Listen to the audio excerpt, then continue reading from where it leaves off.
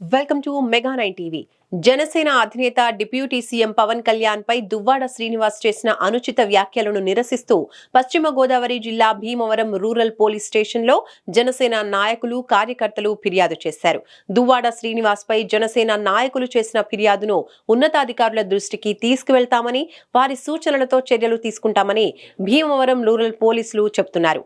ఇక దీనిపై మరింత సమాచారం మా ప్రతినిధి చైతన్య అందిస్తారు. జనసేన అధినేత పవన్ కళ్యాణ్ ప్రశ్నించడానికే పార్టీ పెట్టానంటూ జనసేనాని ప్రభుత్వ వ్యతిరేక విధానాలపై ప్రజల తరపున నిలబడి ప్రశ్నించింది అంటూ కూడా ఎన్నికల ముందు హామీలు ఇచ్చారని, అలాగే ఇప్పుడు కూటమి ప్రభుత్వంలో నెలకు 50 కోట్ల రూపాయలు లంచం తీసుకుంటూ ప్రశ్నించడం మానేశారని చెప్పి కూడా దువ్వాడ శ్రీనివాస్ ఎమ్మెల్సీ అయితే అనుచిత వ్యాఖ్యలను అయితే ఆరోపిస్తున్న పరిస్థితి అయితే ఉంది. ఆయన ఎన్నికల ముందు ఇచ్చిన హామీలన్నింటిలో కూడా అంటే సూపర్ 6 అమలు కానివ్వండి, అలాగే ప్రభుత్వం ప్రశ్నించడం కానివ్వండి, ఇవన్నీ కూడా గాలికి వదిలేసి ఆయన ఎక్కడ పడుకున్నాడంటూ కూడా దువ్వాడ శ్రీనివాస్ అయితే ఆరోపిస్తున్న పరిస్థితి అయితే ఉంది.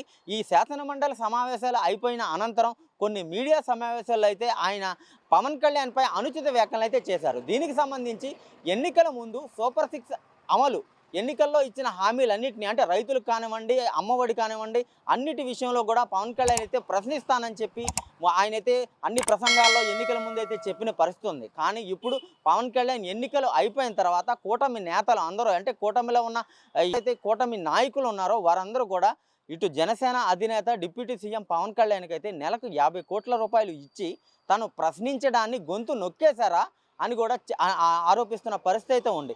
దీనికి సంబంధించి కొంతమంది అడిగిన నేపథ్యంలోనే దువ్వాడ శ్రీనివాస్ 50 కోట్లు ఇచ్చారని పెద్దగా ఆరోపిస్తున్నారంటే దీనికి సంబంధించి తనకున్న క్లోజ్ సర్కిల్లోనే అదంతా కూడా వాస్తవమే అన్నట్టు, అందుకే ఆయన ప్రశ్నించడం మానేశారంటూ కూడా దువ్వాడ శ్రీనివాస్ అయితే చెప్తున్న పరిస్థితి ఉంది.